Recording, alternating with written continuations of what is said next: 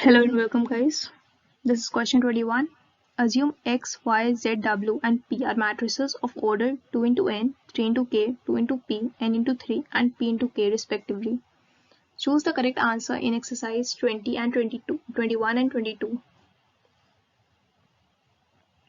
Question 21. The restriction on N, K and P so that Py plus Wy will be defined are K is equal to 3, P is equal to N, K is arbitrary, P is equal to 2, P is arbitrary, K is equal to 3, K is equal to 2 and P is equal to 3.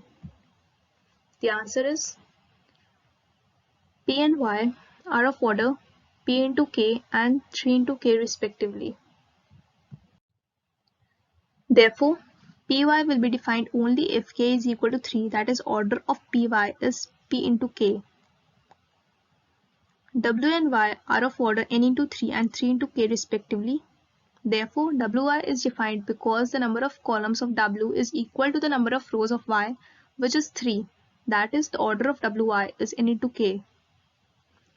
Matrices Py and Wi can only be added if they both have the same order. That is, N into K implies P is equal to N.